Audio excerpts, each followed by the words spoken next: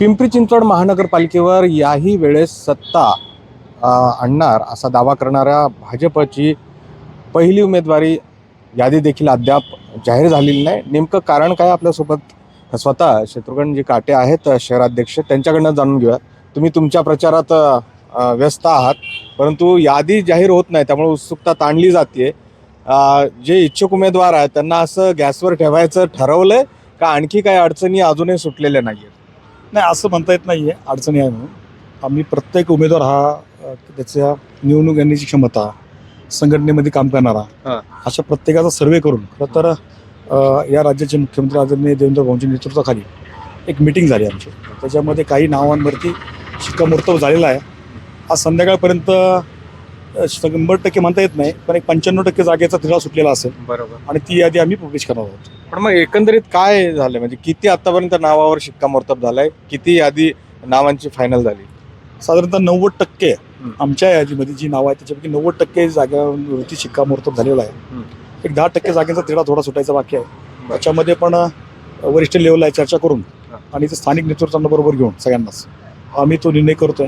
त्यामुळे आज संध्याकाळपर्यंत किंवा उद्या दुपारपर्यंत 100% भारतीय जनता पार्टी. एकंदरीत आरपीआय असेल, शिवसेना असेल, जे घटक पक्ष आहेत त्यांना किती जागा देण्याचं ठरलं हे तरी ठरलंय बऱ्यापैकी. काल शिंदे गटांचे आमचे आदरणीय खासदार श्रीरंगप्पा बारणे असतील, आमचे 4 आमदार असतील, या सगळ्यांना बरोबर घेऊन खरं तर शिंदे गटाचा इथेचा जो प्रश्न आहे तो 100% सुटलेला आहे. आजच संध्याकाळपर्यंत आम्ही दोन्ही पक्ष एकत्रित प्रेस घेऊन ते आम्ही जाहीर करणार आहोत की कुठला प्रभाग कोणाकडे दिला आहे आणि किती संख्या दिलेली आहे. त्यामुळे संध्याकाळपर्यंत तुम्हाला सगळ्या गोष्टी कळल्या जातील. पण मग हे करत असताना खरं तर आपण पाहिलं होतं की तुम्ही मागेही म्हणाला होता की अजूनही राष्ट्रवादीतले काही इच्छुक येण्यासाठी तयार आहेत, तर तोही एक अजून पिक्चर बाकी आहे का? खरं तर आपल्या सगळ्यांना कळेल 30 तारखेच्या आतमध्येच. आणखीन काय याच्यामध्ये बदल घडतात. पण मी तुम्हाला सांगितलं की 10% जागांचा थोडा तिढा सुटायचा बाकी आहे. बरोबर. त्याच्यामध्ये काही स्वतःहून इच्छुक जर पुणेकरांच्या कॉन्टॅक्टमध्ये असतील ते येतील, पण शक्यतो तिथेही भारतीय जनता पार्टीचा कार्यकर्ता एकदम स्ट्रॉंग आहे. आणि मला वाटतं जसं आम्ही पहिला नारा दिलेला आहे सगळ्यांना बरोबर घेऊन, अबकी बार 100 पार, निश्चित ज्या रचनेप्रमाणे आम्ही तिकीट वाटपाची यंत्रणा दिलेली आहे आणि ज्या कॅपेबल ज्याची निवडण्याची क्षमता आहे अशी उमेदवार डोळ्यासमोर त्यांना दिल्यामुळे मला गॅरंटी आहे, मला खात्री आहे की येणाऱ्या महानगरपालिकेमध्ये महायुती म्हणून म्हणजे त्याच्यामध्ये शिंदे गट असतील, आरपीआय असेल, या सगळ्या दोघांना बरोबर घेऊन आम्ही 100 पार करू. पण मग एकंदरीत भाऊ काय नक्की झालंय की आत्ता जर बघितलं तर महाविकास आघाडी त्या असेल, दोन्ही राष्ट्रवादी असेल, त्यांचा तिढा मात्र सुटत नाही आहे. भाजपची ताकद वाढत चालली आणि त्या कारणानेच ते सगळं होतंय, ते एकत्र येऊ शकत नाही. काय बघताय त्यांच्या या युतीकडे? त्यांचा प्रश्न आहे. ते कुणाला बरोबर घेऊन जातील किंवा नाही घेऊन जातील तो त्यांच्या पक्षाचा प्रश्न आहे.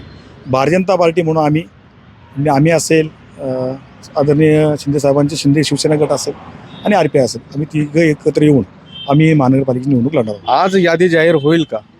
नक्कीच आज संध्याकाळपर्यंत यादी जाहीर होईल किंवा फार फार तर उद्या दुपारपर्यंत यादी जाहीर होईल. त्यामुळे आपण बघतोय की वेट अँड वॉचच्या भूमिकेमध्ये भाजप सगळ्याच इच्छुक उमेदवारांना ठेवते. याचं कारणच असं आहे की मोठ्या प्रमाणामध्ये नाराजी वाढू शकते आणि मग ही नाराजी वाढली तर त्याचा फटका भाजपला बसू नये, बंडखोरी होऊ नये. त्यामुळं अगदी शेवटच्या क्षणापर्यंत भाजपकडनं यादी जाहीर केली जात नाही आणि त्यामुळं उत्सुकता ताणली जाते, हे मात्र निश्चित. सुरेश पाटील, गोविंद वाकडे, न्यूज 18 लोकमत, पिंपरी चिंचवड.